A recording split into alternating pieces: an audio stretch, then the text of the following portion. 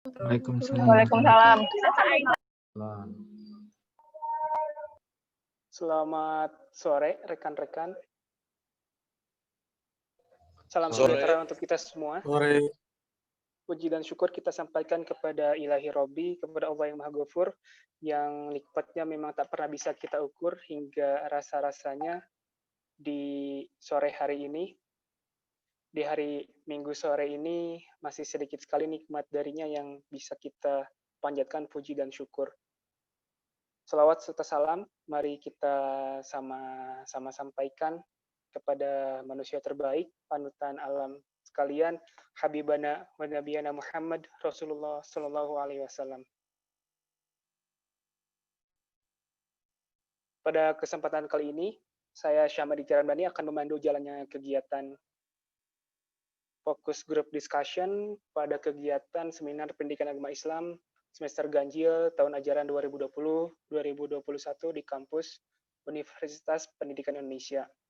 Sebelum dimulai, ada beberapa hal yang akan saya sampaikan bahwasanya dalam kegiatan fokus group discussion ini ada tata tertib yang saya harap dengan senang hati dan teman-teman bisa mengikutinya. Yang pertama, silakan untuk peserta yang belum on cam dan mematikan mic-nya selama kegiatan, kecuali nanti bila ada sesi diskusi dan dipersilakan. Dan juga mengganti nama akun Zoom-nya dengan format nama _name_prodi. Selanjutnya peserta silakan mengisi presensi in dan out yang mungkin belum disampaikan di kolom chat presensinya yang telah dibagikan. Lantas selama kegiatan juga peserta silakan memperhatikan dan menulis resume bila pada hal-hal yang telah disampaikan. On mic hanya diperbolehkan saat diskusi dengan menyebutkan nama, NIM, dan prodi untuk pertanyaan dan tanggapan agar memudahkan dalam pemasukan nilai tambahan. Kolom chat nanti hanya diperbolehkan untuk bertanya dalam sesi diskusi, dan jika memang mic-nya tidak bisa digunakan. Jika ada pertanyaan terkait presensi ataupun ada kendala sinyal, langsung bisa menghubungi kontak person fakultasnya masing-masing yang telah tertera pada grup KM. Peserta juga wajib menjaga ketertiban selama kegiatan berlangsung. Pada kesempatan kali ini, pekan SPAI kedua ini nanti narasumbernya akan dipandu oleh Pak Dr. Pandu Yang Sewu, Sarjana Teologi Islam, Magister Agama. Dan mungkin saya kembali cek, Pak Pandu apakah sudah memasuki ruangan?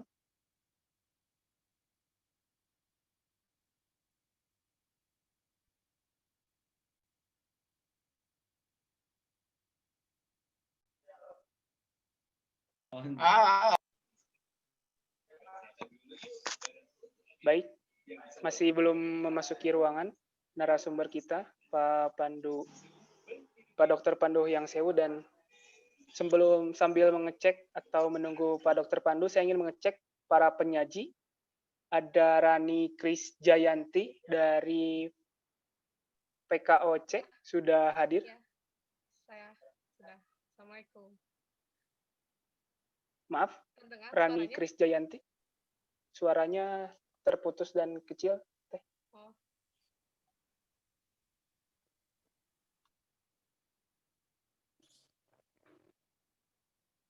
Halo, Rani Kris Jayanti. Ya, gimana suaranya? Ada? Cukup jelas. Namun volumenya mungkin nanti bisa, atau suaranya bisa agak lebih keras lagi karena. Baik. Ya. Selanjutnya ada Syahrul Mariuda dari Pendidikan Arsitektur B. Sudah masuk?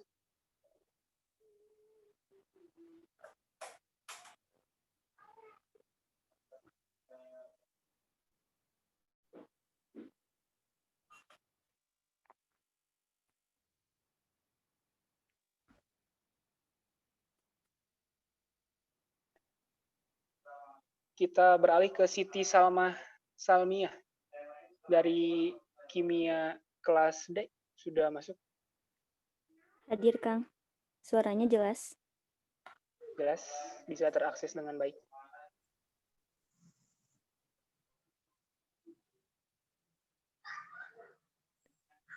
Saya cek lagi, Jahrul Maryuda dari Pendidikan Arsitektur B sudah masuk.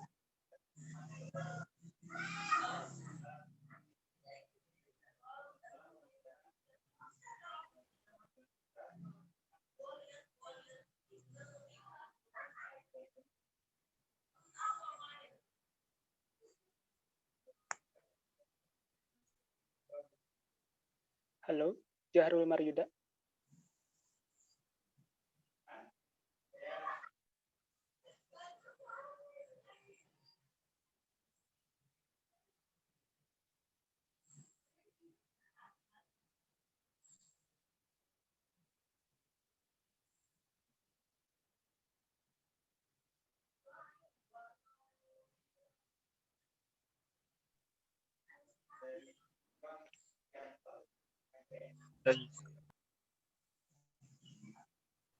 Assalamualaikum, Pak Moderator.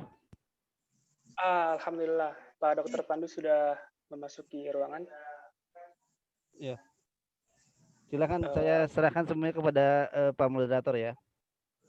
Baik. Alhamdulillah, amin. Segala puji kita haturkan kehadirat ilahi Robbi, dan pada kesempatan kali ini telah mempertemukan kita pada kegiatan Focus Group Discussion pada hari Minggu 4 Oktober 2020 dalam acara tutorial SPAI DPUP Universitas Pendidikan Indonesia. Tadi saya Syamir Ciramdani, Pak Pandu juga, Pak Dr. Pandu yang Sewo STHI MAG juga telah masuk, dan sebagai moderator di webinar di kegiatan Focus Group Discussion yang kedua kali ini, yang akan bertemakan etika pergaulan Islam dalam konteks masyarakat global dan multikultural. Para penyaji kita, tadi Rani Krisdayanti telah hadir, juga Siti Salma Silmiah telah hadir. Saya mengecek kembali kehadiran dari saudari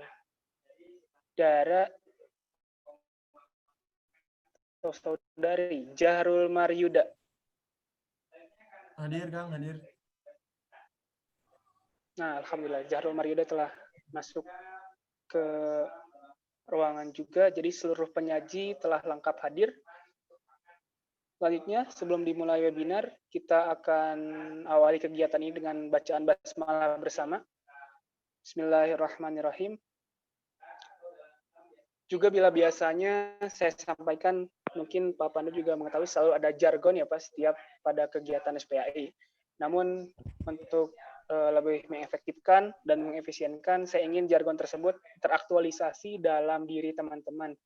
Di sini ada teman-teman bisa mengerjakan setiap kegiatan teman-teman, berkuliah dengan manajemen yang cerdas, mengerjakan segala sesuatu, segala tantangan-rintangan hari ini yang dihadapi dengan ikhlas, dan yang terberat, tersulit, dan semoga kita selalu diteguhkan. Dalam hal ini adalah istiqomah yang diberikan oleh Allah Subhanahu wa Ta'ala. Dan alhamdulillah peserta sudah dapat mengikuti webinar kali ini. Silakan untuk disiapkan atau sudah tampil, ada PowerPoint yang akan disampaikan oleh para penyaji kita. Yang pertama Rani Krisdayanti, kedua Jahrul Maryuda, ketiga Siti Salma Silmiah. Sebelum penyampaian, saya ingatkan mungkin waktunya mohon diefisienkan. Saya harap tidak lebih dari 5 menit teman-teman bisa menyampaikan, dan silakan kepada para penyaji waktu dan tepat. Baik, terima kasih banyak Bapak Moderator. Berhubung kita etika Islam dalam konteks masyarakat global dan multikultural. Yang pertama, saya akan menjelaskan sedikit dulu tentang pergaulan remaja Muslim di era globalisasi. Maaf, suaranya cukup jelas? Baik, cukup jelas. Silakan lanjut. Terima kasih banyak. Masalah besar kita hari ini ketika memasuki era globalisasi adalah terjadinya interaksi dan penyebaran kebudayaan secara meluas melalui media massa dan ditandai dengan semakin berkembangnya pengaruh kebudayaan luar. Hal ini terlihat dari banyaknya terjadi tawuran pelajar, pergaulan asusila di kalangan pelajar dan mahasiswa, kehidupan remaja muslim yang diterapkan di negara kita saat ini, di mana banyak bertentangan dengan ajaran-ajaran agama Islam. Tetapi gaya hidup ini mendapat tempat yang khusus di kalangan remaja muslim. Pergaulan remaja saat ini banyak dipengaruhi oleh moderasi barat sehingga mereka berpikir dan bebas berbuat apapun. Jadi, tidak dapat disangkal kembali bahwa pergaulan remaja pada masa di saat ini memperhatinkan dan terjadi perilaku menyimpang. Terlebih lagi, remaja muslim yang seharusnya dapat membangun dan memperbaiki akhlak manusia. Agama Islam adalah agama yang sempurna, sesuai dengan firman Allah pada surat Al-Maidah ayat 3, di mana pada ayat tersebut menjelaskan bahwa agama yang benar dan sempurna hanyalah agama Islam. Semua perbuatan dan perilaku manusia telah terdapat aturannya di dalam Al-Quran. Jadi, mengenai pergaulan dan perilaku menyimpang yang dilakukan oleh manusia telah diperingatkan oleh Allah SWT dalam surat Al-Maidah ayat 48. Maha sempurna Allah yang telah menjadikan segala sesuatu dengan penuh perhitungan tanpa ada yang terlewatkan sedikit pun. Dari surat Al-Maidah ayat 48 dapat kita ketahui bahwa Allah melarang kita untuk menuntut hawa nafsu kita. Jangan sampai kita terjerumus dalam perbuatan yang keji. Dan kita diperintahkan Allah SWT untuk berlomba-lomba dalam kebaikan. Maka sudah sepantasnya kita sebagai umat muslim, umat Nabi Muhammad SAW selaku suri tauladan yang baik dapat membangun dan memperbaiki akhlak manusia. Karena Nabi Muhammad SAW diutus ke bumi ini adalah untuk menyempurnakan akhlak manusia. Setidaknya kita selaku umatnya dapat mencontohnya berbuat pada yang ma'ruf dan mencegah dari yang munkar. Sebagaimana Allah berfirman kepada surat Al-Imran ayat 104. Sudah sangat jelas seruan-seruan Allah dalam firman-Nya, maka kita selaku umat remaja, umat muslim yang beriman kepadanya sudah seharusnya melaksanakan semua perintahnya dan menjauhi segala larangannya. Setidaknya dalam hal pergaulan, kaum remaja, terutama remaja muslim, harus memperhatikan segala yang mereka lakukan. Kita pun sebaiknya bisa menjadi pelopor dalam pergaulan remaja muslim pada saat ini, sesuai dengan ajaran agama kita. Lalu bagaimana cara kita memilih mana yang baik untuk diri kita? Yang pertama, meyakini bahwa pergaulan negatif remaja dapat menghancurkan masa depan. Kita sebagai remaja harusnya sudah bisa memilih mana yang negatif dan mana yang positif. Oleh sebab itu, mulailah mencari kesibukan yang positif seperti berolahraga atau mengikuti kegiatan-kegiatan yang positif seperti mengikuti kajian-kajian. Lalu yang kedua, berbakti kepada orang tua, menghormati guru, dan menghargai ilmu pengetahuan. Sudah pasti dengan cara menghormati seseorang, kita akan dihormati kembali. Dan juga kita sebagai makhluk sosial tidak bisa hidup sendirian karena kita saling membutuhkan. Atau contoh lain, kejadian dari Asian Games tahun 2008, pemain basket putri dari Indonesia, Raisa, yang sehari sebelum permainan ditelepon oleh panitia, dia tidak bisa bermain karena beliau memakai hijab. Nah, itu sudah ada dari rules FIBA-nya. Dan pada akhirnya, Raisa pun mengundurkan diri dan menutup cita-cita besar dia untuk main di timnas yang cita-cita dari kecilnya. Beberapa tahun kemudian, Raisa dengan pemain lainnya berkomunikasi oleh tim lain, seperti dari Qatar, Inggris, Bonsia, dan Amerika Serikat, yang memiliki pemain yang berhijab. Menyatukan suaranya untuk mengusulkan membuat petisi dalam bahasa masing-masing, dan tahun 2014, FIBA menerima masukan soal aturan larangan memakai hijab harus dihapus, dan rules terbaru yang keluar di tahun 2017 diresmikan bahwa pemain yang berhijab diizinkan bermain bukan sebagai alat pelindung ataupun aksesoris. Ini adalah salah satu bukti bahwa kita adalah makhluk sosial dan menghargai setiap perbedaan. Lalu yang ketiga, ada menghindari perilaku yang merusak diri. Perilaku itu adalah perbuatan yang kita pilih. Yang bisa memilih adalah diri kita sendiri. Oleh sebab itu, kita harus bisa memilih dan menilai mana yang terbaik untuk diri kita sendiri. Lalu ada juga dengan cara pemberian petunjuk atau nasihat, konseling, psikoterapi, dan berdiskusi dengan orang-orang.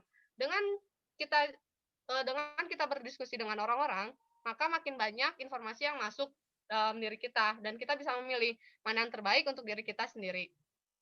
Semua ini semata untuk memperbaiki perilaku remaja, terutamanya remaja muslim dalam lingkup pergaulan di era globalisasi. Jangan sampai kita terjerumus dalam perbuatan dan perilaku yang tidak seharusnya kita lakukan.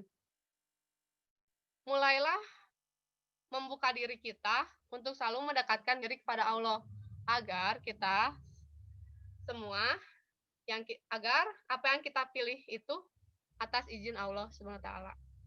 Baik, terima kasih penyampaian dari saya. Selanjutnya untuk penyaji berikutnya.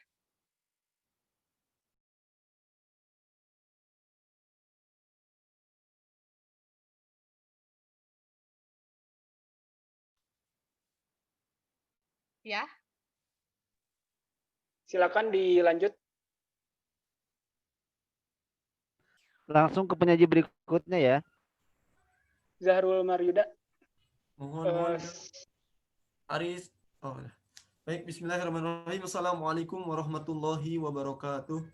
Waalaikumsalam warahmatullahi wabarakatuh. Yang saya hormati Bapak Maryuda. Ya.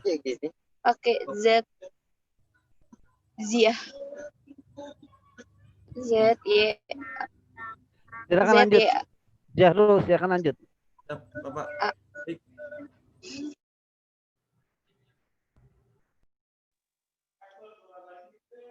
Silakan lanjut, Mas. Suaranya dimut dulu Kang Zahrul. Ya. Yap. Bismillahirrahmanirrahim. Yang saya hormati Bapak Dr. Pandu Hyang Sewu, STHI, MAG, dan teman-teman semua yang saya banggakan. Alhamdulillahirabbil alamin. Allahumma shalli wa sallim barik ala sayyidina Muhammadin miftahi babi rahmatillah adada ma fi ilmillah salatan wa salaman daimaini bidawami mulkillah wa ala alihi wa sahbihi. Alhamdulillah. Mohon izin Bapak, teman-teman semua, pada kesempatan yang singkat ini saya akan memaparkan sedikit mengenai tema yang sudah diusung oleh para panitia. Lalu saya ambil judul contoh dari Rasulullah Shallallahu Alaihi Wasallam mengenai hidup di masyarakat multikultural. Baik, yang pertama sedikit kita bahas mengenai multikultural yang terdiri dari dua kata, multi yang berarti keragaman, lalu kultural yang berarti budaya. Multikultural di sini menurut Taufik merupakan kehadiran atau keberadaan dua realitas budaya atau kultural yang ada dalam suatu masyarakat yang saling berinteraksi, saling berdampingan, saling menghormati, saling toleransi. Dan kedua budaya atau lebih tersebut mengakui adanya toleransi, kesetaraan, dan kesamaan di antara mereka. Baik, jadi masyarakat multikultural ini beragam budaya, beragam agama, beragam etnis, namun tetap memiliki toleransi satu sama lain. Baik, next. Slide selanjutnya, punten Akang.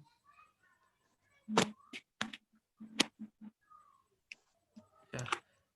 Yang pertama contoh dari baginda Nabi Shallallahu Alaihi Wasallam ketika datang ke Madinah, di mana kota Madinatul Munawwaroh ini terdiri dari berbagai macam suku. Ada suku Arab, non Arab, Rumi yang berasal dari Romawi, Farisi yang berasal dari Persia, Yahudi Bani Nadir, Yahudi Bani Quraizah, dan Yahudi Bani Khaybar, serta suku-suku lainnya yang terdapat di kota Madinatul Munawwaroh. Ketika Nabi Muhammad SAW hadir, baginda Nabi SAW tidak pernah melarang para sahabatnya untuk bertetangga dengan yang non-Arab, dengan kaum Persia, dengan kaum Yahudi, dan sebagainya. Tidak pernah melarang bertetangga dengan kaum-kaum yang non-Muslim, juga tidak pernah melarang untuk bekerja sama dengan kaum yang non muslim. Ini seperti yang disabdakan oleh baginda Nabi Shallallahu Alaihi Wasallam bahwasanya ikhtilafu ummati rahmah, perbedaan pada umatku itulah adalah rahmah. Maka ketika terdapat perbedaan dalam sebuah masyarakat, baik itu dari etnis, budaya maupun agama, ketika dapat dilaksanakan perbedaan tersebut dengan baik, maka akan menjadi rahmat seperti Islam yang menjadi rahmat bagi seluruh alam. Baik, slide selanjutnya.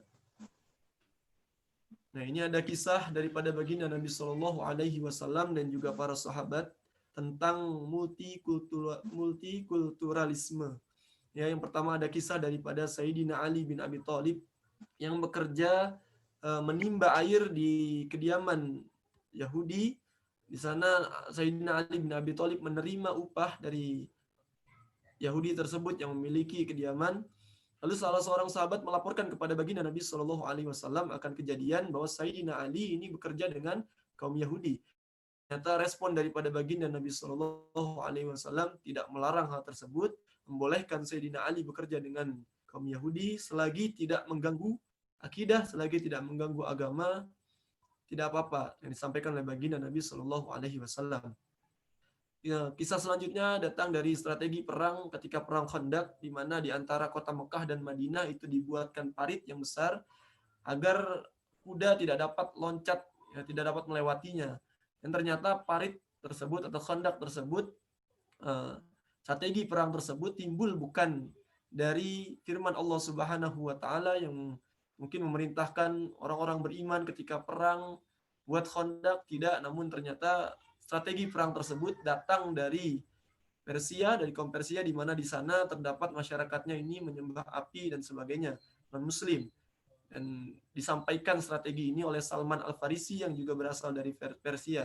Ketika menyampaikan strategi ini kepada baginda Nabi Shallallahu Alaihi Wasallam, dan Nabi pun menyetujuinya, tidak apa-apa memakai strategi perang yang diusung oleh kaum non-muslim atau kaum Yahudi. Lalu yang terakhir ada kisah dari Nabi Muhammad Shallallahu Alaihi Wasallam ketika diundang oleh non-muslim, oleh kaum Yahudi Khaybar kalau tidak salah. Di sana Nabi berangkat dengan sahabatnya, disuguhkan makanan kambing. Nabi memakan makanan yang diberikan oleh kaum Yahudi tersebut, ya, walaupun akhirnya di kisah tersebut salah seorang sahabat meninggal atau wafat karena kambingnya diracun oleh kaum Yahudi tersebut. Namun Nabi SAW qadarullah mendapatkan pesan dari malaikat Jibril yang berasal dari Allah Subhanahu wa Ta'ala untuk memuntahkan makanan tersebut sehingga Nabi tidak keracunan dan tidak wafat. Namun yang dapat kita ambil di sini bahwasanya Nabi Shallallahu Alaihi Wasallam pun turut menghadiri undangan dari kaum Yahudi. Nah, kita sebagai bangsa Indonesia yang merupakan bangsa atau negara multikultural yang kaya akan budaya, suku, ras, dan agama, sudah seharusnya, sudah sepatutnya meniru apa yang dicontohkan oleh baginda Nabi Shallallahu Alaihi Wasallam, berkasih sayang dengan seluruh makhluknya Allah Subhanahu Wa Taala, seperti yang disampaikan oleh Imamul Haddad Al-Habib Abdullah bin Ali Al-Haddad dalam sebuah kitabnya. Tidak ada dua amalan, dua ibadah yang tidak ada ibadah lainnya lebih baik dari ibadah ini. Yang pertama adalah berprasangka baik kepada Allah Subhanahu wa Ta'ala. Yang kedua adalah berprasangka dan berbuat baik kepada makhluknya Allah Subhanahu wa Ta'ala. Pesan di sini yang disampaikan oleh Imamul Haddad ialah kita sebagai umat muslim senantiasa berakhlak baik walaupun hidup di negara yang multikultural, yang kaya akan budaya, banyak suku, ras, dan agama, namun tetap kita tunjukkan akhlakul karimah sebagai seorang muslim, sehingga apa yang disampaikan oleh Kiai Haji Abdurrahman Wahid, ya, teruslah berbuat baik kepada siapapun itu, maka orang tidak akan tanya apa agamamu. Mari sama-sama kita tunjukkan bahwa Islam ini rahmatan lil alamin, beragama, berbudaya, bersuku bangsa, bernegara dengan sesama, beragama atau bernegara dengan yang bukan muslim atau yang bukan Islam atau muslim, dengan tetap menjalankan akhlakul karimah. Insyaallah ini akan menjadikan Islam tetap rahmatan lil alamin. Sekian yang dapat saya sampaikan. Mohon maaf atas segala kekurangan. Wallahu a'lam bishawab. Wallahul muwaffiq ila aqwamit thoriq. Wassalamualaikum warahmatullahi wabarakatuh.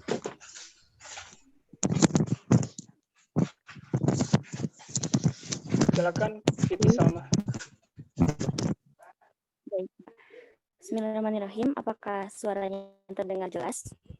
Terdengar jelas. Silakan Salma. Alhamdulillah. Nah, di sini saya mengangkat tema atau judul mengenai etika pergaulan Islam dan struktur atom. Nah, kenapa saya mengambil mengangkat struktur atom di sini gitu? Karena seperti yang kita ketahui sebagai negara kita yang multikultural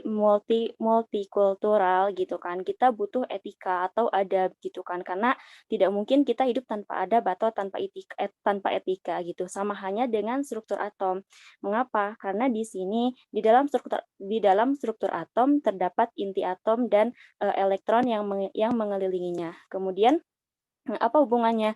Nah, di sini ada elektron yang mana dia itu tidak sampai jatuh ke inti karena adanya gaya. Nah, karena peraturan mereka atau si proton, inti atom dan elektron ini tetap berdiam pada posisinya masing-masing sesuai aturannya, maka tidak akan menyebabkan ikatan yang terjadi akan menjadi stabil seperti itu. Sama halnya dengan kehidupan kita, ketika kita memperhatikan aturan, maka hubungan kita, interaksi kita dengan sesama manusia itu akan menjadi stabil atau aman kayak gitu. Seperti di dalam ayat yang saya ambil yaitu surat An-Nisa ayat 1, berikut potongan ayatnya yang artinya yaitu bertakwalah kepada Allah dengan namanya yang kamu saling meminta dan peliharalah hubungan kekeluargaan. Sesungguhnya Allah selalu menjaga dan mengawasimu gitu. Begitu etika itu sangat penting gitu. Seperti yang tadi sudah disampaikan oleh pembicara sebelumnya bahwa Rasulullah datang ke bumi itu untuk menyempurnakan akhlak manusia gitu kan. Rasulullah diutus untuk menyempurnakan akhlak manusia gitu. Karena dapat kita bayangkan ketika misalnya kita tidak memperhatikan adab, tidak memperhatikan etika pergaulan, mungkin hidup ini di dunia ini akan banyak terjadi kejahatan dan lain sebagainya gitu kan. Bahkan sekarang pun adanya peraturan, adanya adab yang harus kita lakukan bersama, masih ada kejahatan kayak gitu. Jadi maka ini adalah tema yang luar biasa, yang memang penting gitu. Walaupun seperti konsep sederhana, tetapi ini sangat penting untuk kita perhatikan, untuk kita pahami kayak gitu. Nah, di sini ada adab antara muslim dengan muslim dan muslim dengan non-muslim gitu kan. Seperti yang kita ketahui bahwa di Indonesia saja bukan hanya ada satu agama begitu, bukan hanya ada orang muslim saja, tetapi ada non-muslim gitu. Nah, bagaimana adab atau etika antara muslim dengan muslim? Yang pertama yaitu mengadakan perdamaian. Tentu saja gitu kan, tidak mungkin kita ingin berperang kayak gitu. Kemudian yang kedua menciptakan persaudaraan. Nah, persaudaraan di sini kita tidak hanya yang satu darah, tapi siapapun orangnya, maka ajaklah bersaudara agar ketika semakin banyak persaudaraan, semakin panjang tali silaturahim, maka hubungan kita, kehidupan kita akan semakin baik. Kemudian yang ketiga tidak menghina sesama muslim gitu. Insya Allah ya teman-teman di sini tidak mungkin termasuk ke dalam kebagian orang-orang yang suka menghina satu sama lain gitu kan. Nah, kemudian yang keempat menjauhi prasangka buruk atau mencari-cari kesalahan orang lain. Nah, mungkin ini bisa dibilang hal yang bisa aja terjadi kepada kita gitu kan. Karena apa, yang namanya hati kita mudah berbolak-balik kayak gitu kan. Makanya kita harus selalu meminta agar hati kita itu diistiqomahkan dalam kebaikan seperti itu. Nah, karena khawatir gitu kan ketika misalnya kita melihat teman yang kurang sek sama kita, ih dia gitu, dan akhirnya dengan prasangka buruk, berawal dari prasangka buruk, nanti akan menyebabkan jadi adanya gibah. Setelah gibah nanti adanya pertengkaran. Maka dengan berawal dari prasangka, walaupun itu prasangka itu kan kayak tidak harus selalu terucap ya, jadi ada di dalam pikiran kita saja atau ada di dalam hati kita gitu kan, hati kita yang kotor gitu kan, na'udzubillah. Nah, dengan bermula dari hati atau bermula dari pikiran yang kotor, maka hal itu akan menyebabkan suatu pertengkaran yang luar biasa kayak gitu kan, bahkan bisa menjadikan peperangan kayak gitu. Nah, kemudian yang kelima saling mengenal satu sama lain gitu kan. Seperti saat ini kita ada di room yang sama gitu kan, room dalam satu ruangan, padahal mungkin kita tidak pernah bertemu misalnya di kampus, tapi ya alhamdulillah gitu kan hikmahnya, karena adanya SPI ini dan SPI ini masih bisa tetap berjalan walaupun harus secara online, kita masih tetap bisa saling mengenal satu sama lain seperti itu. Kemudian yang keenam, berkasih sayang terhadap sesama muslim.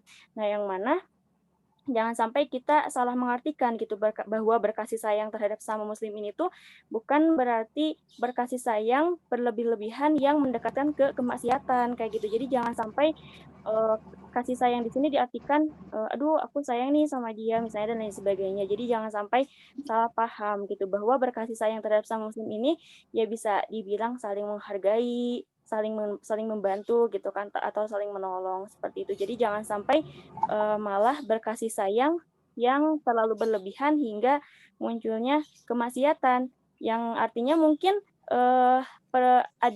nanti akan adanya perdamaian kayak gitu, tapi mungkin secara tidak terjadi etika pergaulan secara Islami seperti itu. Kemudian beralih ke bagaimana etika Muslim dengan non-Muslim gitu. Tentunya seperti yang tadi saya katakan di awal bahwa di Indonesia tidak hanya ada satu agama atau tidak hanya Muslim saja. Mungkin teman-teman juga di kelasnya ada yang non-Muslim gitu. Gimana kalau misalnya kita nggak tahu etikanya seperti apa, kita nggak tahu adabnya seperti apa, itu khawatir akan menjadi suatu pertengkaran gitu kan. Makanya ada yang namanya etika atau adab.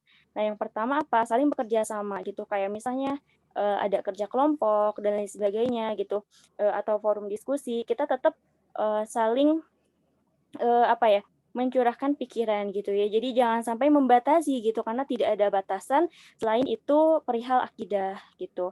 Kemudian yang kedua, berdamai dengan non-muslim sama halnya kita berdamai dengan muslim gitu. Jadi dengan non-muslim pun harus tetap berdamai. Kemudian dan lain sebagainya.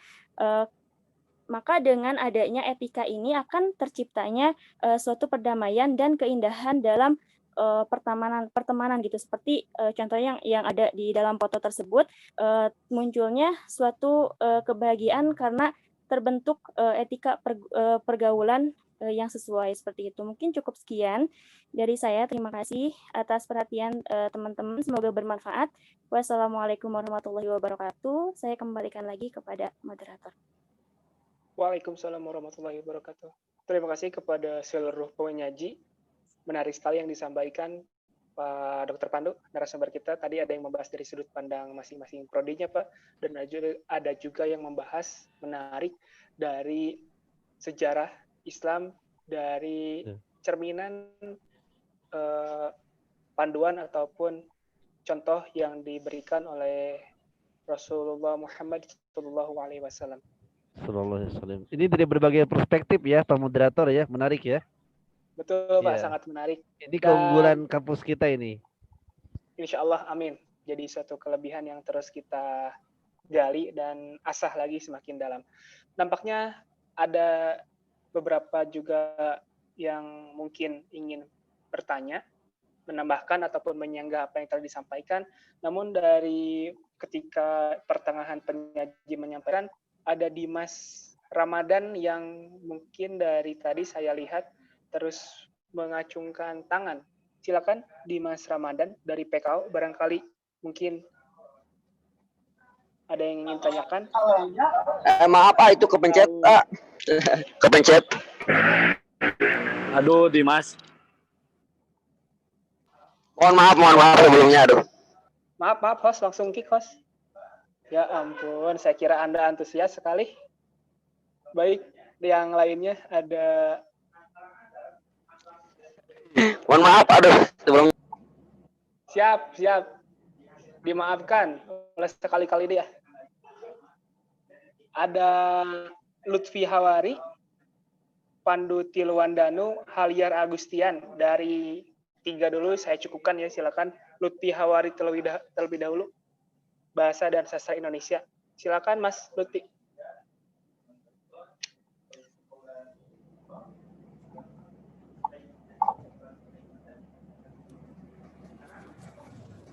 Itu dia nanya di kolom chat, Mas. Oke. Nah, menurut ini spesifik ke penyaji atau para penyaji bisa siapa saja nantinya dijawab, Mas Lutfi? Untuk penyaji bisa dilihat juga. Oke, siapa saja. Bagaimana cara mengajak teman muslim yang sudah terlanjur tercuci otaknya dengan pengaruh liberal? Kita harus gali dulu mungkin pengertian liberal yang betulnya seperti apa. Namun sehingga gaya hidupnya bebas dan melupakan adab Islam untuk kembali ke jalan yang benar. Terima kasih. Saya izinkan ketiga penyaji untuk dapat menjawab. Silakan. Mau saya tunjuk apa mau ada yang langsung menjawab pertanyaan dari Mas Lutfi? Boleh izin menjawab, Kang? Silakan, Mbak Siti, Mbak Rani. Iya. Salma. Siti Oke. Salma. Sama, iya. Oke, Ya. silakan. Mohon maaf ya, ini hanya sekadar pengetahuan saya gitu ya.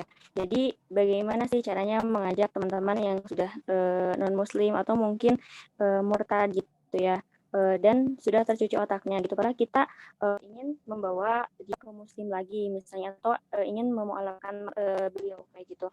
Nah, mungkin perihal hidayah itu urusan Allah gitu ya. Kita sebagai manusia atau sebagai sahabatnya hanya bisa ikhtiar saja dan jangan lupa untuk tetap mendoakan. Itu hal poin utama yang harus kita terapkan, bahwa jangan sampai kita mengira bahwa nanti ketika misalnya saya udah berhasil nih membawa dia ke muslim, saya sangat berjasa gitu. Nah, itu mungkin bisa dibilang sebuah pemahaman yang salah, karena seharusnya kita tetap menyerahkan atau bertawakal kepada Allah perihal hidayah yang akan Allah berikan kepada orang tersebut. Nah, lalu bagaimana sih ikhtiar atau langkah yang harus kita lakukan?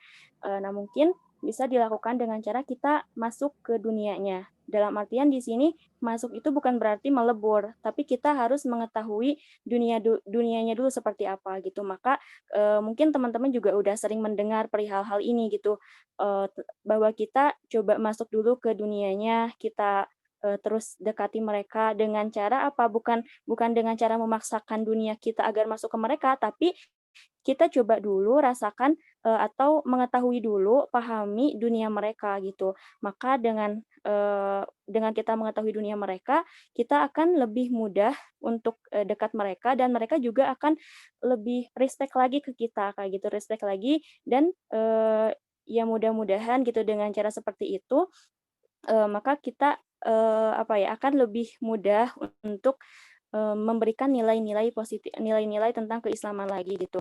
Nah, sedangkan kan tadi dikatakan bahwa sudah tercampur nilai liberalisme dan lain sebagainya gitu. Mungkin itu harus ada penelitian atau misalnya pemahaman lebih dalam lagi gitu. Tapi hal sederhana yang bisa kita lakukan yaitu dengan cara kita masuk ke dunianya, dan dengan cara-cara sederhana seperti etika-etika yang memang tidak terlalu terlihat berbau keislaman gitu, tetapi memang etika itu memang diajarkan oleh standar negara seperti itu. Jadi tidak, supaya beliaunya itu tidak terlalu bercuriga gitu, dan beliau bisa nerima karena apa? Karena itu memang aturan dari negara gitu. Mungkin seperti itu, Kang. Penyaji lain? Mungkin Ada yang ingin penyaji yang menambahkan? lain mau menyampaikan. Silakan Mas Zahrul atau Mbak Rani. Atau kita langsung beranjak ke pertanyaan dari Pandu Tiluwandanu. Ya, Mas. Langsung itu aja kali ya, nanyanya live aja. Boleh. Mau langsung dibicarakan, silakan. Ya, ini untuk pertanyaan materi dari saudara itu ya, Zahrul tadi. Dia membahas tentang toleransi gitu. Nah, tadi kan dia membahas tentang toleransi pada masa Nabi atau masa yang lama lah gitu. Nah, yang saya pertanyakan toleransi, aplikasi dari toleransi tersebut pada masa sekarang gitu. Yang dimana kita ketahui ada segelintir kelompok yang berbicara atau berargumen agama itu semua sama baiknya gitu. Nah, coba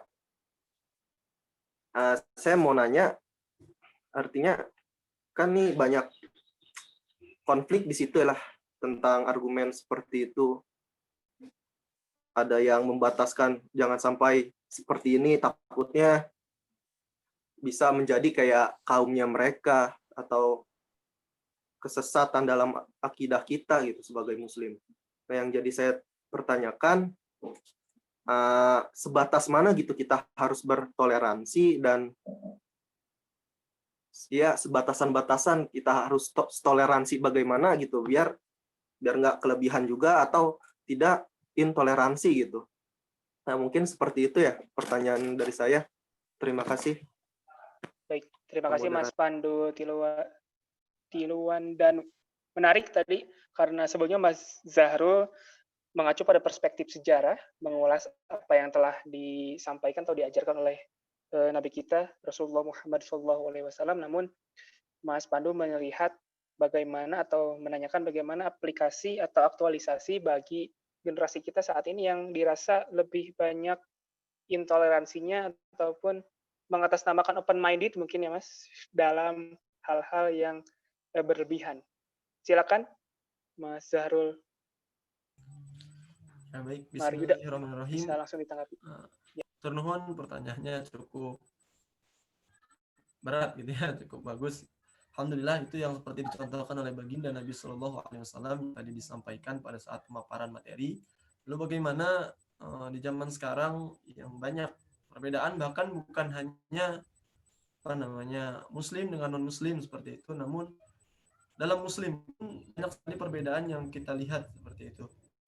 Ini sempat mendengar dari Kiai Haji Said Akil Sirot mengenai pluralisme gitu kalau tidak salah.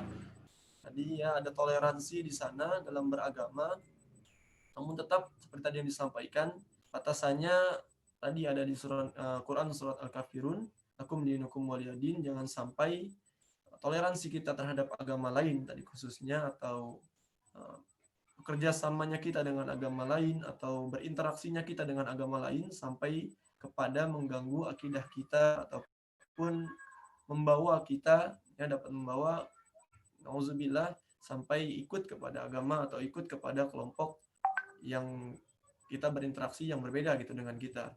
Ya, jadi di sana batasannya. Namun tetap kalau ditanya bagaimana cara kita untuk bertoleransi dengan yang berbeda dengan kita, tetap seperti itu apa yang dicontohkan Nabi Shallallahu Alaihi Wasallam, tetap menunjukkan akhlakul karimah, akhlak yang baik selagi tadi tetap batasannya tidak sampai mengganggu akidah dan agama kita. Mungkin itu sedikit yang dapat saya tanggapi gitu, pendapat dari saya pribadi. Enggak, bila mana ada yang menambahkan, persilahkan. Moderator, saya mau nanya kalau misalkan selain pemateri yang menjawab tuh boleh atau harus pemateri dulu? Bisa Mas. Kalau mau, kan tadi apakah pertanyaan atau menanggapi itu sangat bisa. Sesi diskusi bisa bukan fleksibel, bisa terbuka untuk semua. Mau menambahkan silakan. Paling kalau dari saya sebutkan dulu, maaf. Oh iya, maaf. Ya, biar Nama kenal. Muhammad Rizky Ilman. Halo. Dari Bahasa dan Sastra Indonesia. Halo, Nurul ketawa. Jadi kalau menurut saya pertanyaan dari Pandu sedikit rancu. Maksudnya rancu adalah sebenarnya yang dipertanyakan Pandu mengenai toleransi dan contoh yang diberikan ada apa? Contohnya itu kalimat semua agama itu sama baiknya.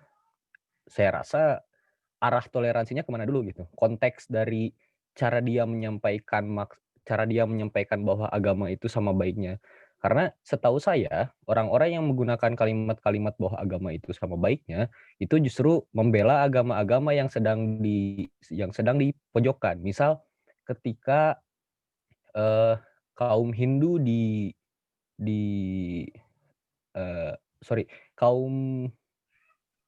kaum Hindu di mana ya, saya lupa, yang menindas Islam, yang dianggap menindas Islam, itu sebenarnya maksudnya adalah Hindu tidak pernah mengajarkan itu.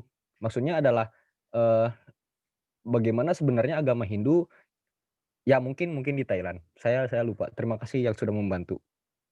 bagaimana sebenarnya agama Hindu itu sebenarnya mengajarkan kebaikan alam, sebenarnya mengajarkan hubungannya dengan sesama manusia. Begitu pula dengan bukan Rohingya. Bagaimana juga pada akhirnya ketika umat Muslim yang dicap sebagai teroris, sebenarnya ketika menggunakan semua agama itu sama baiknya ya ke sana gitu. Bahwa sebenarnya Islam juga tidak mengajarkan untuk melakukan teror gitu. Sebenarnya semua agama mengajarkan hal-hal baik. Bahkan bukan agama pun yang merasa tidak beragama pun sebenarnya memiliki maksud baik. Cuman pada akhirnya yang menjadikannya tidak baik itu apa? Nah, sebenarnya kembali lagi ke konteks yang harus digali terlebih dahulu oleh Mas Pandu mungkin adalah konteks dari bahasa yang digunakan itu, konteks dari kalimat atau perkataan yang digunakan itu seperti apa sehingga kalimat itu dilontarkan. Begitu mungkin kalau menurut saya mah. Terima kasih. Baik, terima kasih Mas Ilman. Tadi ada yang ingin menambahkan kembali ataupun bertanya pada penyaji yang lain atau bahasan yang lain. Namun saya sedikit menyampaikan bahwa dari sudut pandang saya sepakat bahwa semua agama baik, tapi Islamlah yang benar. Karena ya Mas Ilman ya Mas, di bahasa Indonesia ada penggunaan bahasa yang baik dan benar. Semua baik, tapi Islamlah yang benar. Jadi di surat Al-Quran juga sudah dijelaskan. Dan sedikit saya juga menyinggung bahwa ketika tadi ada yang mengutip kata liberal, Mas Lutfi. Tadi kan saya sempat menanyakan, kita harus sama-sama menarik terlebih dahulu mungkin makna liberal menurut ke arah mana. Teman-teman bisa dalami dulu hal itu. Dan ada pertanyaan, mungkin ini jadi pertanyaan terakhir sebelum kita nanti ada dari narasumber, dari Pak Dr. Pandu, kita ada Muhammad Wage. Silakan Mas. Ya, bismillahirrahmanirrahim. Langsung ya ke pertanyaan. Silakan. Untuk yang penyaji, ingin saya disebutkan ya untuk penyaji atau untuk semua penyaji ya mungkin. Baik. Yang ingin saya tanyakan adalah ini kan tentang pergaulan di dalam konteks global ya. Nah, bagaimana kita bersikap dan berperilaku terhadap kelompok-kelompok yang mendukung LGBT+ gitu. Bagaimana gitu cara kita bersikap dan berperilakunya. Mungkin itu saja Kang. Atur nuhun.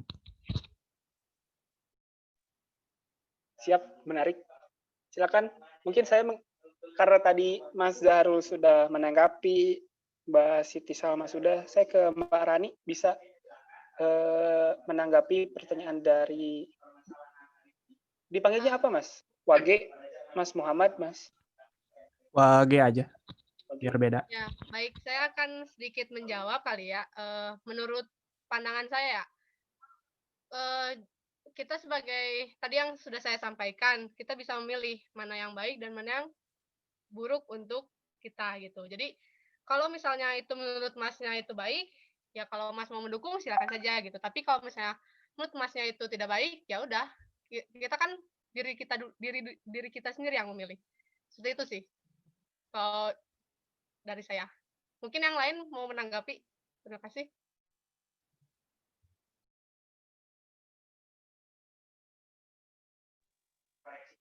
Bagaimana, Mas Wage? Cukup atau perlu ada yang ingin tanyakan kembali? Atau yang lain barangkali mau menambahkan seperti Mas Ilman tadi? Saya Kang boleh bertanya Kang? Beda bahasan atau sama bahasannya? Mungkin sedikit beda sih Kang, tapi untuk penyaji kedua pertanyaannya. Sebentar. Kita ke Mas Wage dulu. Mas Wage cukup mungkin ya. Kita lanjut ke pertanyaan lain. Boleh. Nanti bisa diulas mungkin oleh Pak Dr. Pandu, narasumber. Silakan Mas Agus. Baik Kang, bismillahirrahmanirrahim. Assalamualaikum warahmatullahi wabarakatuh. Pertanyaan begini Kang. Tadi pembahasan Teh Siti Salma Salim ya, kalau nggak salah, membahas tentang Muslim dengan non-Muslim harus saling bekerja sama, berkasih sayang, namun kan dalam tanda kutip.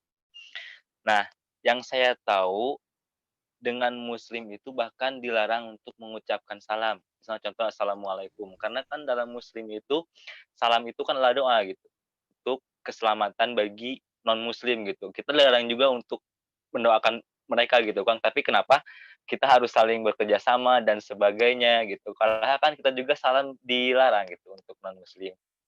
Mungkin begitu sih Kang. Mungkin jika pertanyaannya kurang jelas ya mohon maaf. Insya Allah bisa dipahami ya Teh Siti Salma. Alhamdulillah kan kami paham. Ya, baik Kang. Izin Silakan menjawab ya. lanjut. Jadi tadi suaranya jelas? Jelas Teh. Oh iya.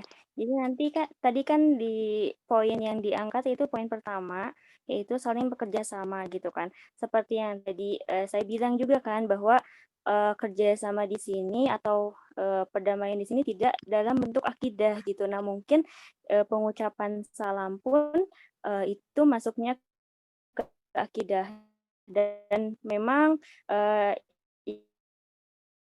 yang saya pahami pun seperti itu, bahwa ya kan Muslim gitu. Nah sedangkan kerjasama di sini adalah kerjasama seperti yang tadi saya kayak dalam komunitas, berbisnis dan lain sebagainya gitu. Tapi dalam konteks akidah ini jangan sampai dicampur baur kayak gitu. Seperti contohnya tadi pengucapan salam kayak gitu, memang karena itu adalah ucapan doa gitu kan, assalamualaikum gitu kan, memang baiknya jangan sampai kita mengucapkan salam atau doa keselamatan untuk non muslim kayak gitu. Jadi bekerja sama di sini hanya dalam konteks duniawi. Seperti itu mungkin Kang terjawab. Alhamdulillah, terima kasih Teh. Mungkin saya yang salah konteks atau salah persepsi gitu dari saya. Tidak apa-apa. Baik, sebetulnya Mas Haliar Agustian ya, Mas Haliar Agustian. Ya, kan? Itu jadi pertanyaan yang sangat menarik. Itu sederhana, tapi bahkan akan ditanyakan tampaknya setiap tahun, setiap semester, setiap bulannya mungkin selalu akan ada pertanyaan terkait hal tersebut. Karena itu sifatnya kan praktis, bukan dalam segi teori ataupun hal yang tertulis. Sedikit saya menambahkan sebelum nanti diulas semuanya mungkin oleh pemateri, oleh Pak Dr. Pandu, bahwasanya yang menjadi masalah ketika salam adalah ada pengakuan di sana. Assalamualaikum, keselamatan bagimu, warahmatullahi dan rahmat semoga menyertaimu, barakatan keberkahan juga senantiasa bersamamu. Seolah atau bukan seolah, itu ada satu sudut pandang di mana kita mendoakannya seolah mengiyakan, mengamini apa yang mereka percaya. Dan itu konteksnya tidak lagi duniawi, tidak lagi kerjasama bersifat di dunia yang tadi diperbolehkan. Tapi itu menyinggung atau masuk ke konteks akidah yang tadi disampaikan oleh penyaji Salma Salimiyah. Itu mungkin sedikit ulasan. Namun untuk biar semuanya lebih jelas, biar semuanya mungkin lebih dapat pencerahan, kita semua saya persilakan Pak Dr. Pandu Hyangsewu STHI-MAG untuk dapat memaparkan terkait etika pergaulan Islam dalam Pak Moderator, apakah ada yang ingin bertanya lagi mungkin dari teman-teman? Ini masih 4:30 ya? Masih ada waktu nggak nih Pak Moderator? Biar soalnya tadi saya menyimak pertanyaan masih dalam satu aspek gitu loh, belum terhadap aspek yang lain, masih dalam satu pembahasan tadi. Baik. Ya, silakan Pak Moderator, mungkin 1 orang atau 2 orang silakan, supaya pembahasannya nanti lebih komprehensif. Baik. Alhamdulillah karena diberikan kembali waktu kepada teman-teman untuk berdiskusi, bertanya, ataupun dari apa yang telah tadi tersampaikan mungkin masih ada yang mengganjal, mau menambahkan, mau menyanggah, silakan untuk kembali disampaikan, baik melalui kolom komentar yang telah disediakan, ataupun langsung dapat raise hand dan membicarakannya atau langsung on mic. Karena Kak, tadi masih diberi. Oh iya silakan. Raffi Maulana. Wah, Raffi. Siapa? Bebas Beda ya, mau Richard. Raffi mau saya Kang dulu Rizky. Ya. Saya Oh, dulu. silakan. ya, silakan. Saya ikut moderator. Kalau dari saya mah paling mau ngajak ini sih kembali membuka sesi jawaban untuk pertanyaan yang tadi mengenai LGBTQ. Karena menurut saya itu hal yang paling hangat mungkin ya sekarang, terlebih dengan tema pergaulan dan masyarakat multikultural. Jadi saya mau apa ya namanya, mau minta memohon ke moderator untuk membuka sesi jawaban lagi karena saya mau mendengar lebih banyak perspektif untuk hal itu. Tadi bukan pertanyaan saya sih, tapi saya mau ngajak itu dibuka lagi gitu. Makasih.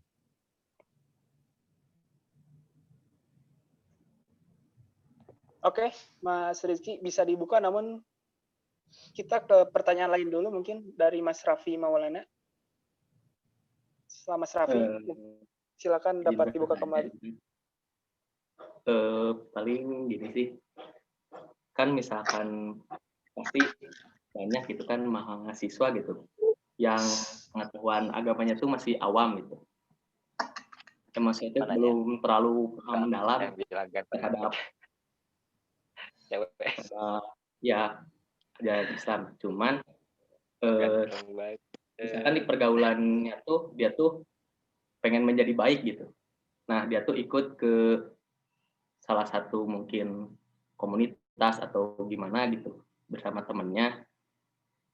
Nah karena dia awam gitu, namun si temennya ini tuh menganutnya tuh maksudnya tuh kayak mohon maaf gitu misalnya tuh menganut terorisme gitu kan, karena si yang pengen mengetahui Islam lebih dalamnya tuh tidak tahu mendalam soal Islamnya, jadi kan dia tuh masuk gitu terjerumus gitu kan karena tidak tahu gitu. Nah jadi bagaimana sih gitu kita mengatasi hal itu? Mungkin bertanya kepada semua penyaji kalau yang bisa menjawab gitu, karena pasti di awal-awal ini gitu kan banyak yang awam, takutnya gitu ada kejadian karena pengen lebih mengenal, namun salah menjerumus gitu, malah terjerumus kalau menuju Islam yang salah, mohon maaf gitu, yang menganut terorisme atau kayak gitu gitu. Itu pandangannya gimana? Makasih sebelumnya, Pak Moderator. Mas Raffi, point of view-nya pada seorang korbankah, seorang teman korbankah, bisa dikatakan korban ya? Atau gimana? Ya jadi maksudnya tuh udah ada itu simulasi kejadiannya. Namun misalkan kita gitu kan yang pengen kitanya lebih sebagai apa? Kitanya jadi, yang terlibat gitu, yang terjerumus itu. Itu mah lebih ke simulasi, maksudnya tuh kepada ya buat korban, bukan korban gimana ya? Lebih ke kitanya gitu. Misalnya kita tuh pengen pengen lebih mengenal. Kita bergaul dengan orang-orang yang beragama Islam lagi, namun si dianya tuh ya menganut terorisme gitu. Karena kita tidak tahu, kita jadi terjerumus. Nah, bagaimana cara mengatasi itu gitu agar kita tidak terjerumus? Meskipun ya kita tuh pengen tetap gitu mendalami Islam lebih baik seperti itu. Terima kasih. Silakan para penyaji. Pertanyaan dari Mas Raffi tadi disampaikan ketika kita mau belajar tentang tadi karena pembelajarannya masih awal, masih sederhana, ingin menggali lebih dalam, didapati bahwa apa yang kita ikuti, apa yang bisa dikatakan korban ikuti ternyata tidak sengaja terjerumus, dan bagaimana penyikapannya. Silakan Mas Zahrul, Mbak Rani atau Mbak Salma untuk menanggapi.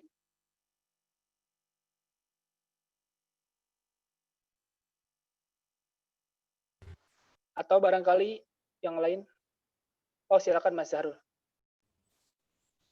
Baik, bismillahirrahmanirrahim. Izin menanggapi pertanyaan dari Raffi tadi ya mengenai bagaimana jika kita dalam posisi tersebut. Memang ketika di awal pasti semuanya ketika dilahirkan itu taklid kepada orang tua gitu ya. Jadi beragama ini dengan taklid gitu. Anak-anak kecil contohnya pasti taklid kepada orang tua ataupun guru-guru ngajinya yang pertama. Lalu ketika sudah beranjak dewasa, ketika masih dalam kondisi yang awam, nah tadi bagaimana jika kita berada pada posisi tersebut seperti itu, karena barangkali teman-teman di sini dan saya pun pribadi merasakan hal yang sama seperti yang Kang Raffi contohkan seperti itu. Yang pertama, ketika kita telah berniat untuk memahami agama, janji Allah Subhanahu wa taala, Allah akan memberikan pemahaman terhadap agama ketika kita sudah berniat baik untuk mempelajari agamanya Allah Subhanahu wa taala. Yang kedua, cara atau langkah yang harus kita ambil, selalulah meminta permohonan atau bermohon kepada Allah Subhanahu wa taala untuk diberikan jalan yang lurus gitu, yang seperti kita bacakan setiap hari itu di suratul Fatihah, ihdinas siratal mustaqim, tapi jalan yang lurus. Itu yang harus selalu kita jaga itu, karena bagaimana nanti kita ketemu dengan A, ketemu dengan B, itu ya bukan menjadi urusan kita gitu kan. Kita di sini berjalan berniat baik untuk mempelajari agamanya Allah Subhanahu wa taala. Bagaimana Allah memberi kita jalan, apakah berliku-liku atau langsung lurus kepada yang benar, itu kita tidak tahu. Namun yang harus kita lakukan sebagai ikhtiar adalah terus memohon kepada Allah Subhanahu wa taala untuk dikuatkan, untuk diistiqomahkan, ya, menimba ilmunya Allah Subhanahu wa taala, dan untuk diberikan tadi jalan yang lurus. Allahu a'lam bishawab. Sedikit dari saya. Baik, dari penyaji lain, barangkali ada yang mau menambahkan jawaban dari Mas Zahrul Maryuda.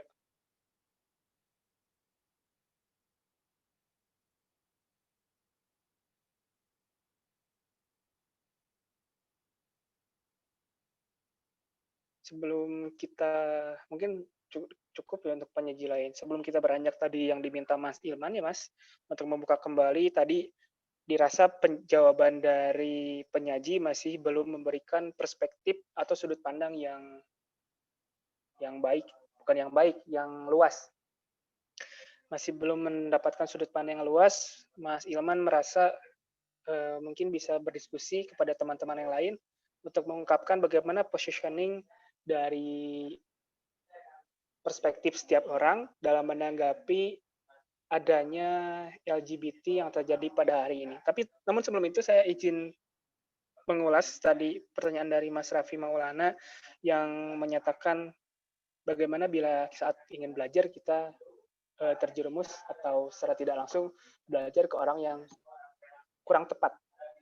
Maka saran dari saya, Mas, memang referensinya dipilih dari mulai referensi buku, dari mulai referensi guru, itu menjadi kunci. Jadi kalau teman-teman di sini tadi mungkin contoh kasusnya nyata terjadi yang ke Mas Raffi Maulana. Kita punya puluhan dosen PAI yang secara keilmuan juga kapabilitas dan bisa dikatakan standarisasi dari apa yang mereka pahami tentang Islam dan kebangsaan itu linear, bisa teman-teman tanyakan ke sana, manfaatkan para dosen. Bisa lewat japri, lewat chat, lewat telepon, bahkan datang ke rumah mereka masing-masing bila memang hal-halnya sangat dirasa perlu dibicarakan. Itu paling saran dari saya, dari kami, selaku dari yang membawahi atau membimbing teman-teman dalam melaksanakan poin religius di UPI. Kita akan beranjak, tadi Mas Ilman meminta untuk kembali dibuka pertanyaan dari Mas Wage tadi kalau tidak salah. Bagaimana seorang Muslim, teman-teman, memposisikan diri, mengambil sikap pada fenomena LGBT yang terjadi hari ini. Silakan, Mas Ilman sendiri barangkali mau menyampaikan perspektifnya terkait hal itu, atau teman-teman yang lain. Boleh. Saya. Diizinkan, Pak Mod? Silakan. Tapi sebelumnya menjawab yang sedikit aja tadi yang dari yang sebelumnya mengenai apa yang harus dilakukan ketika sudah terlanjur terjerumus. Sebenarnya mudahnya adalah tinggalkan. Maksudnya ketika sudah tahu kita terjerumus di satu yang salah, ya udah tinggalkan gitu. belajar berkata tidak pada orang lain jika itu artinya iya pada diri sendiri lah. Terus kalau misalkan mengenai LGBT,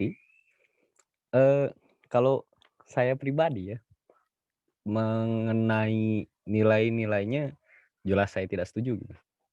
Maksudnya sayanglah kita sudah diciptakan sepasang-sepasang, kok maunya sama pasangan yang lain gitu. Sayang aja.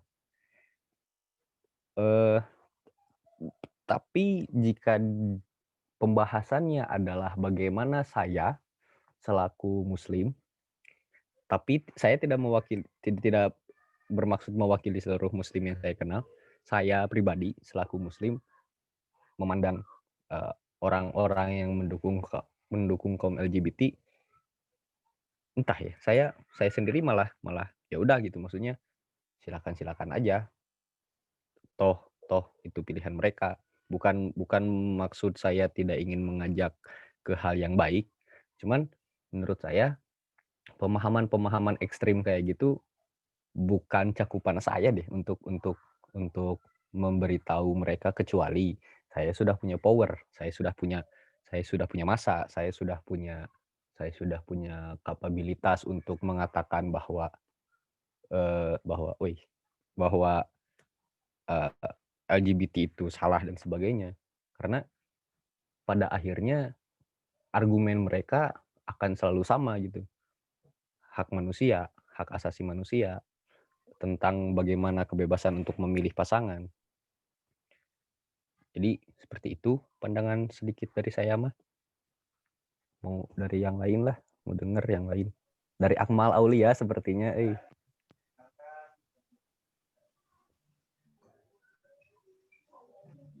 Silakan yang lain sekaligus menutup sesi diskusi pada acara FGD kita kali ini, dan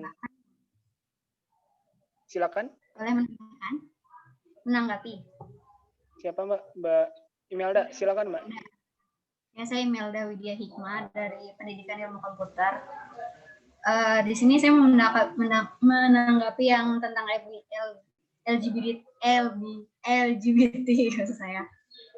Kan tadi misalkan tadi yang bilang Kang Rizky bilang bahwa itu tergantung dari itunya, dari pribadi orang ya. Sebenarnya gini, ketika kita berbicara bahwa LGBT itu hak, memang benar gitu secara umum gitu. Tapi kan secara tidak langsung mereka juga tidak menerima kodrat mereka gitu kan sebenarnya. Kayak misalkan halnya simple kayak misalkan operasi plastik gitu.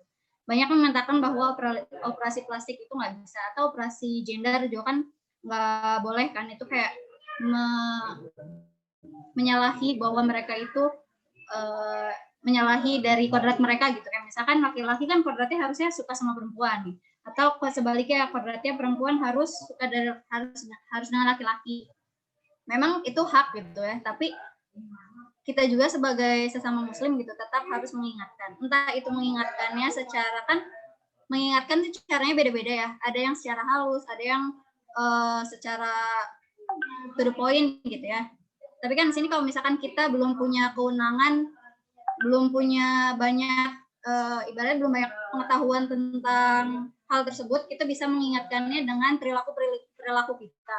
Karena secara tidak langsung ketika kita mencontohkan hal-hal yang benar, mereka juga akan ikut juga gitu secara tidak langsung. Sederhananya gini deh, kalau misalkan kalian melihat bahwa misalkan cowok gitu ya mengarah ke arah cewek itu, ibaratnya kayak banci kayak gitulah. Kalau misalkan kita menyenangi dengan apa yang mereka lakukan, secara nggak langsung kita juga menyetujui apa yang dia lakukan gitu.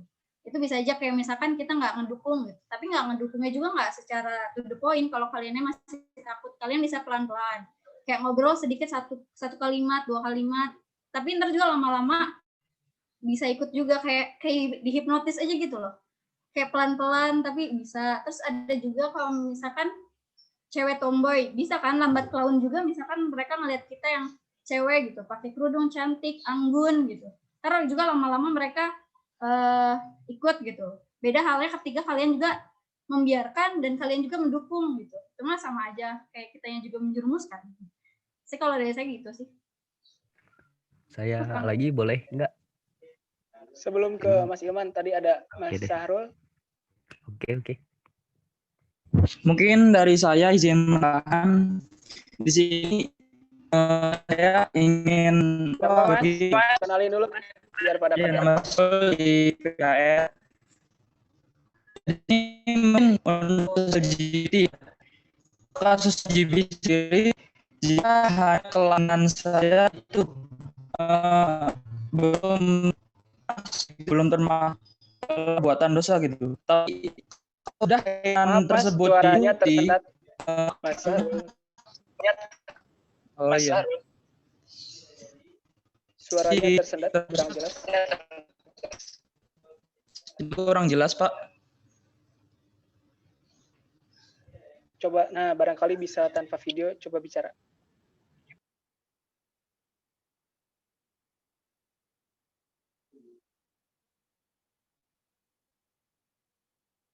Halo.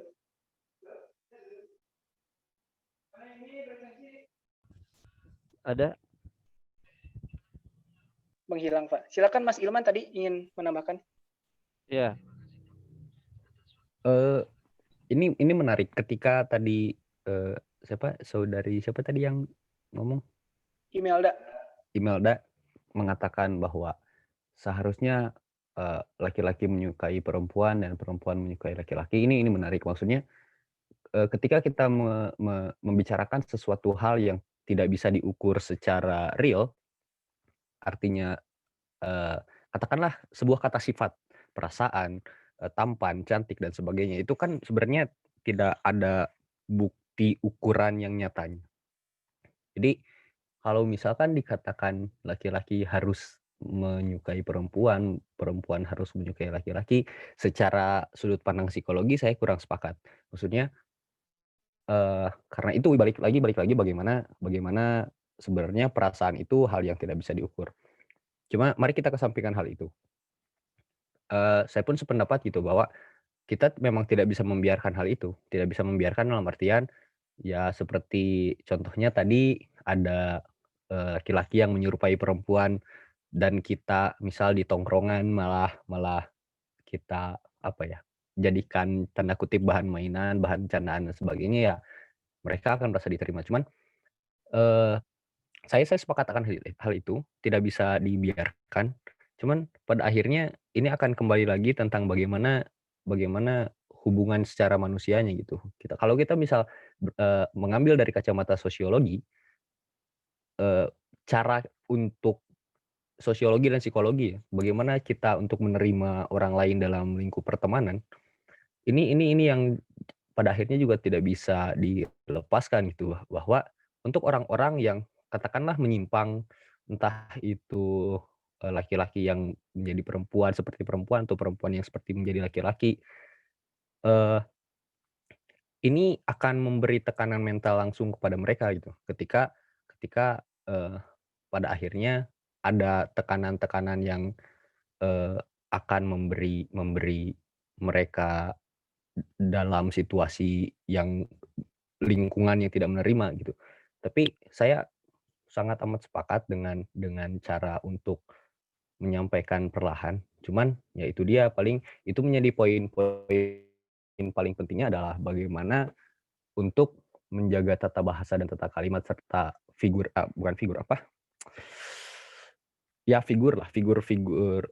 tubuh ketika menyampaikan satu hal tersebut gitu. Itu sih. Imelda, terima kasih.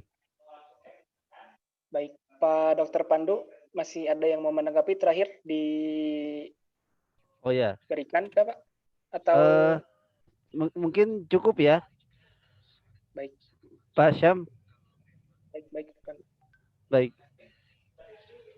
Ini saya langsung Pak Moderator atau Mas Fajar, mungkin penambahan atau diskusi selanjutnya bisa langsung kontak teman-teman tadi untuk menambah perspektif, point of view, dan wawasan bagi teman-teman.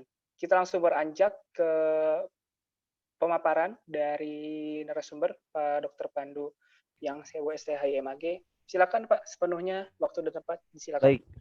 Terima kasih Pak Moderator. Bismillahirrahmanirrahim. Assalamualaikum warahmatullahi wabarakatuh. Alhamdulillah, nahmaduhu wa nasta'inuhu wa nastaghfiruh wa na'udzubillahi min syururi anfusina wa min sayyiati a'malina. Ma yahdihillahu fala mudhillalah wa may yudhlil fala hadiyalah. Amma ba'd. Allahumma shalli wa sallim wa barik ala Muhammad wa ala ali Muhammad wa sahbihi ajmain. Teman-teman semua, alhamdulillah kita masih bisa dipertemukan dalam tatap maya. Ini suatu kesyukuran dan kesyukuran. Hikmahnya nanti semoga kita diberikan hikmah itu. Baik, saya ingin lebih membahas tentang dari sudut pandang tema ini ya. Diskusinya luar biasa. Jadi fokus kajiannya terhadap dari pertanyaan teman-teman tadi lebih kepada tentang etika, kemudian beberapa permasalahan yang memang sebenarnya permasalahan itu ada dalam zaman global ini. Kalau kita melihat tema pembahasan, ini mengenai etika pergaulan Islami. Islami itu bukan Islam ya. Islami itu bukan Islam. Tapi nilai-nilai. Etika pergaulan Islami dalam perspektif masyarakat global dan multikultur. Beberapa permasalahan yang tadi teman-teman pertanyakan itu sebenarnya bagian dari permasalahan global. Isu toleransi, tadi sempat dibahas tentang ucapan salam terhadap non-muslim, kemudian LGBT juga sama, dan liberalisme.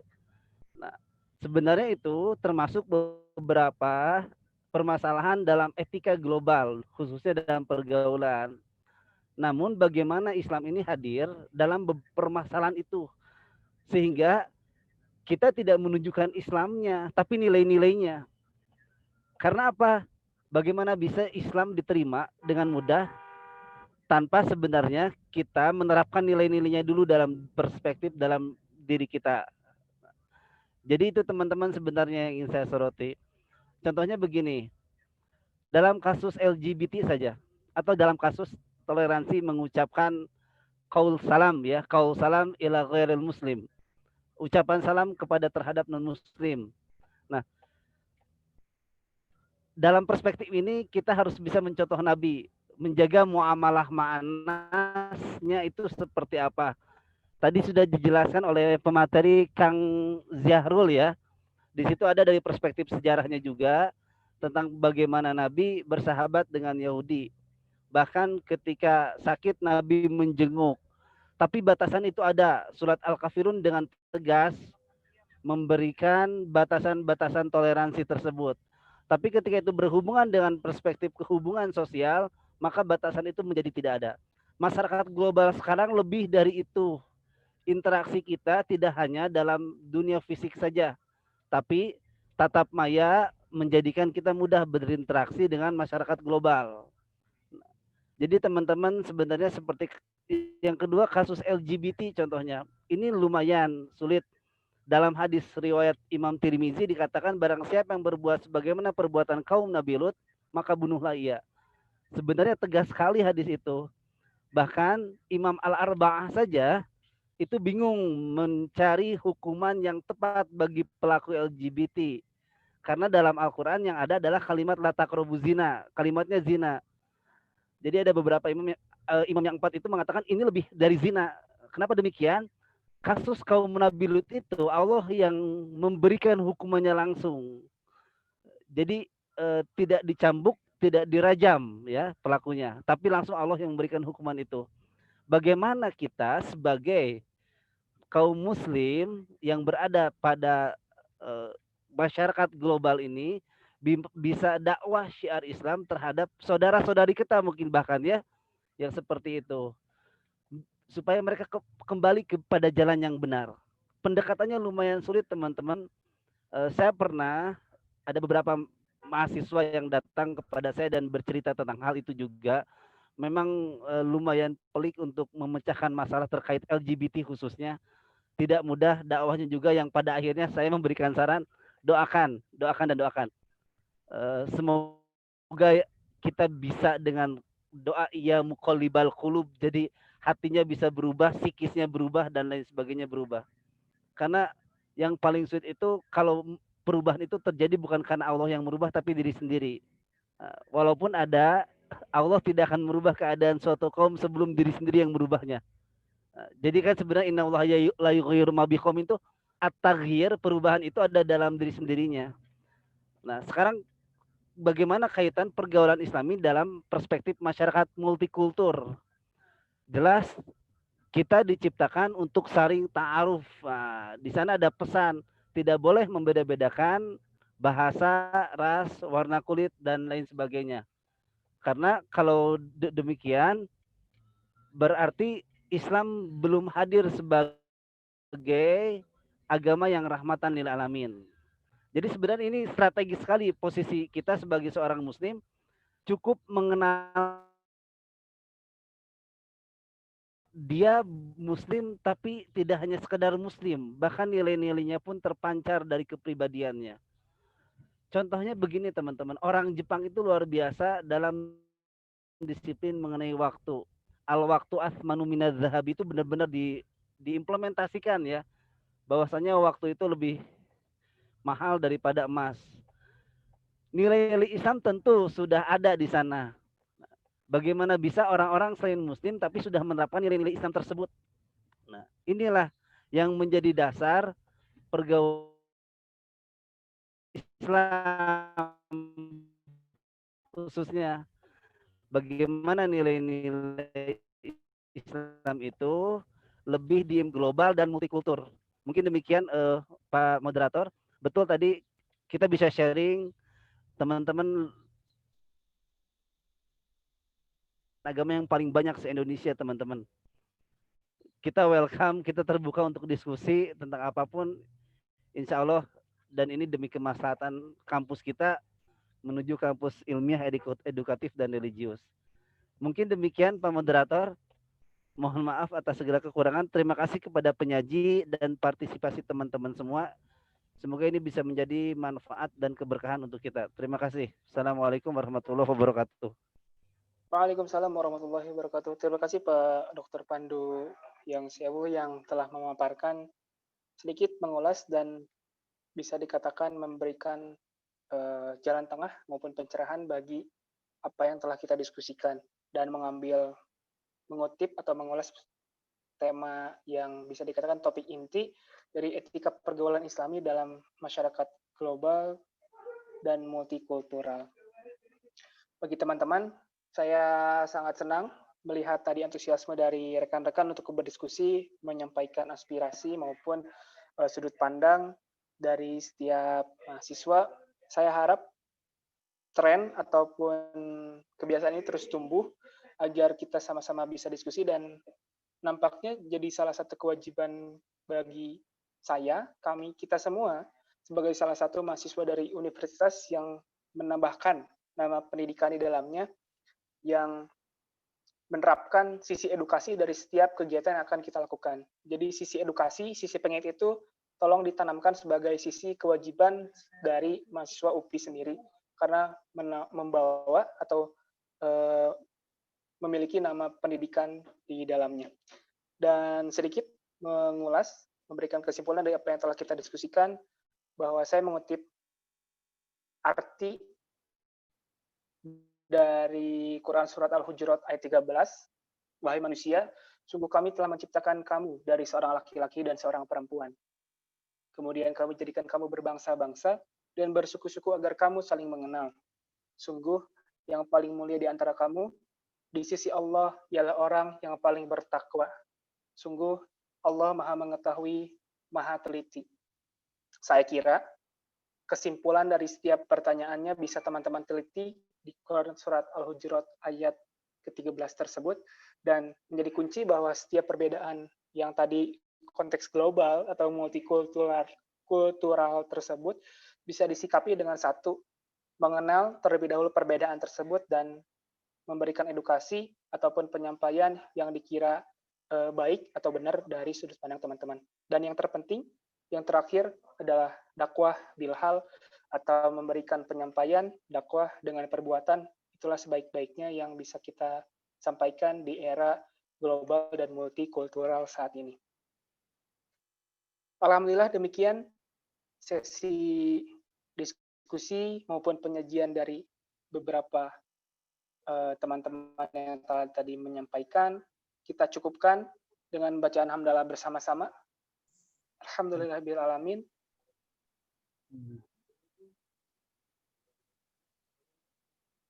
Demikian rangkaian acara webinar tutorial SPAI. Mohon maaf, demikian rangkaian acara fokus group discussion dari tutorial SPAI DPU Universitas Pendidikan Indonesia pada semester ganjil 2020-2021. Untuk teman-teman yang masih ingin berdiskusi, menyampaikan menggali lagi pemahaman yang lebih dalam, silakan tertera atau bisa mengontak dosen masing-masing kelas ataupun dosen PAI yang teman-teman kenal. Terima kasih. Saya mewakili seluruh rekan-rekan yang bertugas dari pengurus maupun penyelenggara para dosen. Mohon undur diri. Sekian. Assalamualaikum warahmatullahi wabarakatuh. Waalaikumsalam warahmatullahi wabarakatuh.